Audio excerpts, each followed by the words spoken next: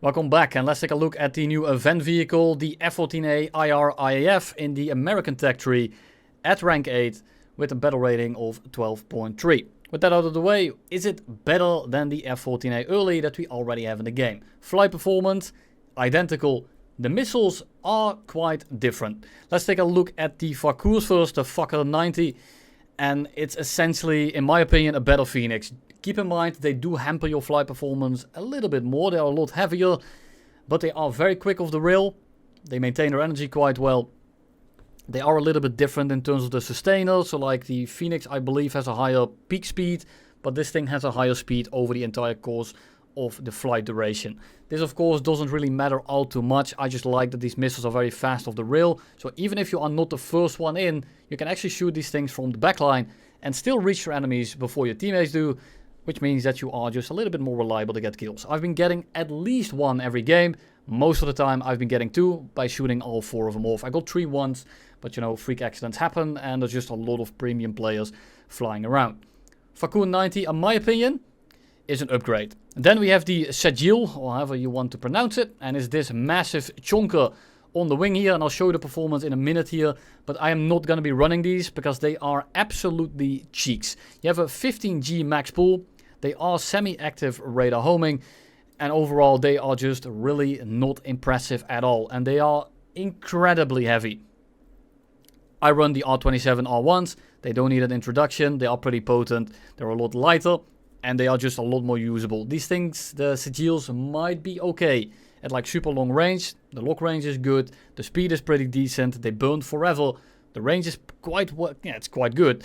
But they just don't pull at all, and if they don't have a motor burning anymore, they don't pull whatsoever. So I think they are a complete waste, and in the span of War Thunder engagements, I would say that the R27R1 is simply just a much better missile. Then we have the AIM-9P, and the AIM-9P is a downgrade in my opinion to the AIM-9Hs. Why? The H has double the range, and the all-aspect seeker on these things is not that impressive. In a head-on, very often at like 2 to 1.5 kilometers, you still can't fight them. They're very flare-hungry, so they don't end up really working out in a head-on at all. Just treat these things like an AIM-9J with an all-aspect seeker that you can radar slave, so an all-aspect AIM-9P for the people that aren't familiar with the Japanese tech tree. And I think they are just worse. I'll show you the loadout here. Only AIM-9Ps on the wings. Here you can choose between a 9P, 7E, the Sigils and the R27R1. In the middle you can rock a few things. You can do the Sparrows, the Phoenixes, Double Phoenix or the Fuckers. It's up to you. Lastly, we have the absolute meme machine missile, the Yasser rocket. Now this thing is an absolute chunky boy. It is literally a bomb with a motor strapped to it. And I'll show you very quickly what they feel like. Now the Yasser rockets, they have a proxy, they have a massive warhead, and they have like a 40-meter splash range. In that sense, they are pretty good. But keep in mind, they are unguided, they are not very fast, and they are very hard to aim. They drop before they actually go anywhere. So they fall, they go off the rail. Now look at my cursor, they go nowhere near it. This makes it kind of annoying to use. Of course, they are not meant to go for air-to-air, but even if you try to do so, it just isn't really feasible, and I haven't really found any success. I tried to test them out in a custom battle with someone, and they are basically forced to turn into the missile, and if they get anywhere close to it, of course they blow up. This also goes for you if you want to be somewhat accurate with these things. I recommend you to fire both at the same time. The issue is when you fire both at the same time, you blow yourself up. Not really recommended, but if you are into that kind of thing, feel free to do so. Let's take a look at how the Farkour 90s actually performs in the game.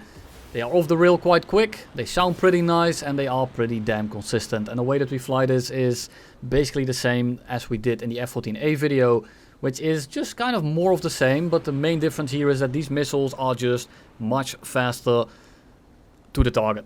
You can tell that when I fire these missiles off at like 40 to 35 kilometers, it doesn't take nearly as long to reach them, which has 2 main benefits. 1, I have less empty space in my video, and 2, which is going to be more of a factor for you guys, people don't really expect them yet. Now they will get used to this in due time, of course, but as of right now, people don't really expect to get hit by a missile this early on in the game. This is like next step Phoenix.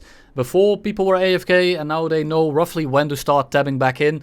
It looks like they haven't figured it quite out yet, because I've been hitting a lot of people that were simply not aware of the missile coming in.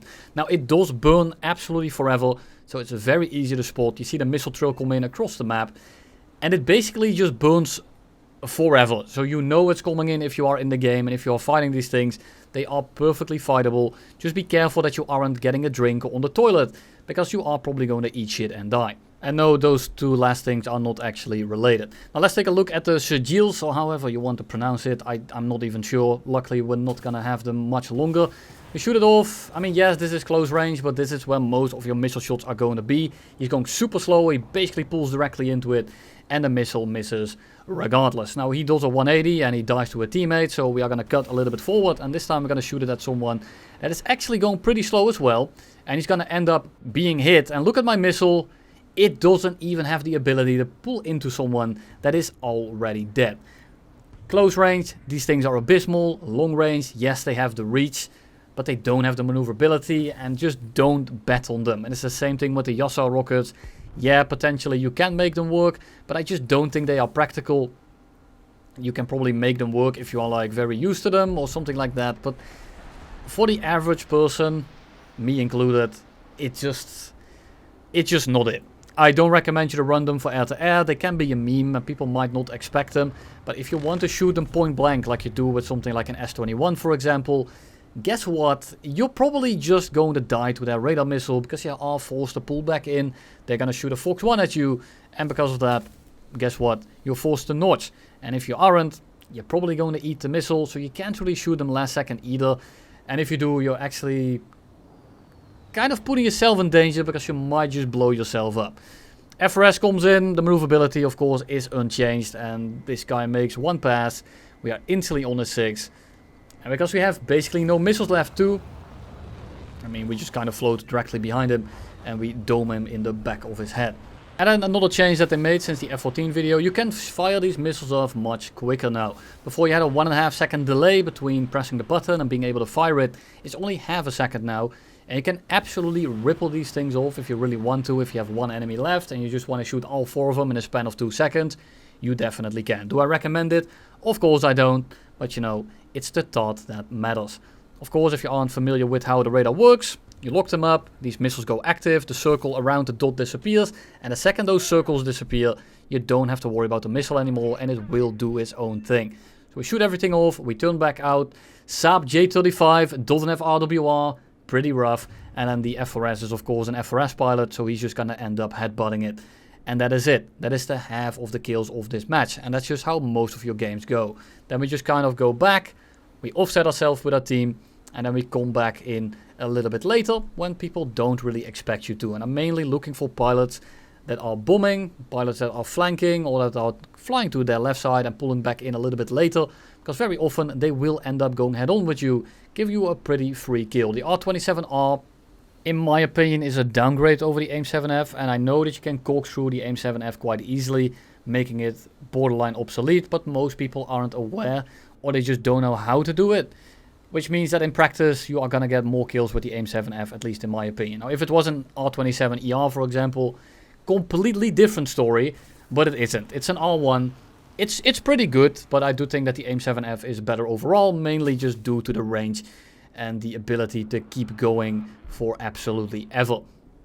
Shoot off the guy in the head-on, he tries to notch it, but Fox 1s are pretty hard to notch in comparison to Fox 3s.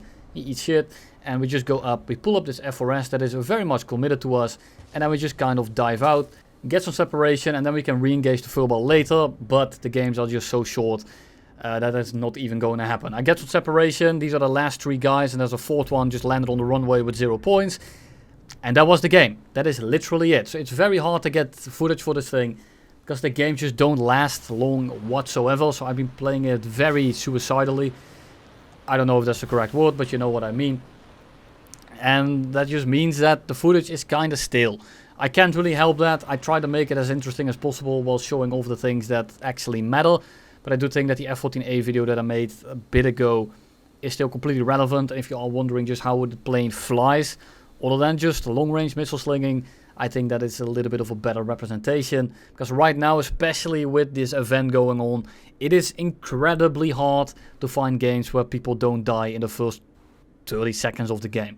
So we shoot the missiles back off, we turn out, we get some kills, and then we fly away and we turn back in. I mean, it's the same over and over and over again. This really is just a Farkour showcase. And other than that, I don't think there is much to show you in this thing whatsoever. It is good, and if you want to think about like maybe selling it or keeping it, I do think that if you have the ability to sell it in the future, this thing might actually become worth quite some money. Now, I have been wrong before, of course, just like with the BI-1. But this is an F-14 that you don't have to grind. You can buy it off rip. You launch the game, you see an F-14, you want to buy it. And you have yourself an F-14. And for some people, this is very appealing. But keep in mind, they might add another F-14 as a premium in the future. Especially if they add something like an F-18. And then you're like, yo, you want the Maverick F-18? You can now buy the Maverick F-14 Tomcat. They might do something like that. So then, of course, the price of this will not be anywhere near as impressive. But don't pin me down on it. I've been wrong before and I will be wrong again in the future. So this is just my prediction. Don't count on it too much. One thing that I want to warn people about by using these missiles. Look on the left, there is a guy 6 kilometers ahead of me and he's shooting all of his Phoenixes off. Because of that, I am going to hold fire for a little bit. I'm looking at where his missiles are going and I'm going to shoot at different people. It doesn't help to shoot everything at the same person. It's a waste. Sure, he might miss and I might kill him, but there's a likelihood that everything he shoots at actually dies, and then we shot missiles at people that were already dead to begin with. And then let's talk about this thing as an event vehicle. I think that Gaijin for once actually hit the mark. We have a unique plane that is not so unique that if you don't have the ability to grind it or the ability to pay for it, you're not really missing out. Yes, it has some unique missiles, but really the only thing you're missing out on is the Farkour 90. And let's be honest, it's not so different that if you don't have it, that you don't really know what you are missing. I think you get a better experience of these missiles by just watching a YouTube video, because it's about as involved as it is to actually fly this thing in an actual game. Now we are turning back in, so we can actually talk about the game again. And this is just how I fly this thing. I try to break off, I try to stay away from my team, and then I try to intercept people with my missiles. We shoot 2 Farkours off again. Not 90 unfortunately, it only carries 4.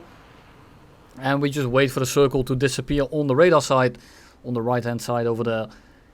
And the second it does, we are gonna break off again, because we are actually about to be engaged by a group of people. We have an F-16 and 2 Mirages, so I just turn around, we gun the engines up. Do keep in mind that this thing has quite the nasty fuel burn, because it just look at my fuel.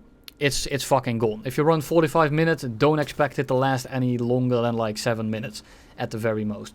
So we go to the deck, we start multipathing a little bit, we use the trees, and we just try to get away from the Mirage and try to get towards my teammate that is on this side of the map. And then we notice an F-16, which is very likely to just kick my teeth in, because it's an F-16. He's gonna catch me, he out-accelerates me, he out-dogfights me. That is literally no contest. And we notice that the F-14 that I was running towards is actually landing on the runway, and I basically got this guy killed. We are gonna turn away from them, so at least if they go for him, I am free, and if they go for me, he's free to take off. F-16 gets clapped by the F-4S, absolutely goated, and I'm now outrunning the Mirage, which to me kind of indicates that it's not a Mirage 2000.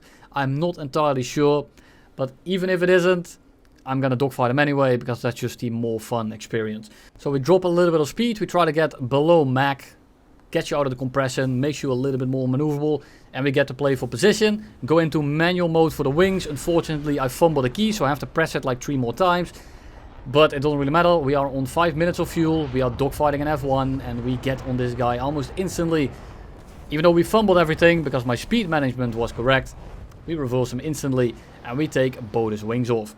Then we dive out, and we start locking the Mirage, that is now chasing the MiG-29 and the F-4S back to the runway. And that's really all I have for you today. I hope it was helpful, hope you enjoyed it. You'll see me in the next one.